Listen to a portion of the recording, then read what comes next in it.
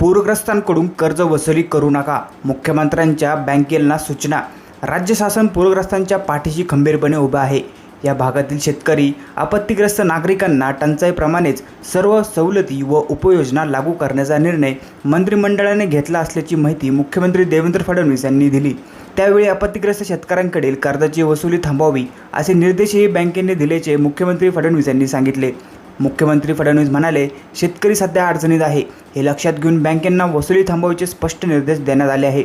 तसेच पूरग्रस्त कुटुंबियांना गहू, तांदूळ, डाळी व आवश्यक वस्तूंची किट वितरित करण्यात येत आहे। विहीर खचणे, शेतजमीन खरडून जाणे अशा केंद्र सरकारच्या निकषाबाहेर जाऊन झालेल्या नुकसानीवरही राज्य सरकार स्वतंत्र मदत करणार आहे। नुकसानीचे पंचनामे 2 ते 3 दिवसात पूर्ण होऊन पुढील आठवड्यात केंद्राला प्रस्ताव पाठवण्यात जाणार आहे। मात्र केंद्राच्या मदतीची वाट न पाहता राज्य सरकारने स्वतःच्या निधीतून मदत सुरू केलेली असून नंतर केंद्राकडून ती रक्कम रिव्हर्समेंटच्या स्वरूपात मिळेल, असे मुख्यमंत्री फडणवीस यांनी स्पष्ट सांगितले। यावर तुमचे मत आम्हाला कमेंटमध्ये नक्की व्यक्त करा आणि अशाच नवीन बातम्या बघण्यासाठी आपल्या चॅनलला नक्की सबस्क्राईब करा।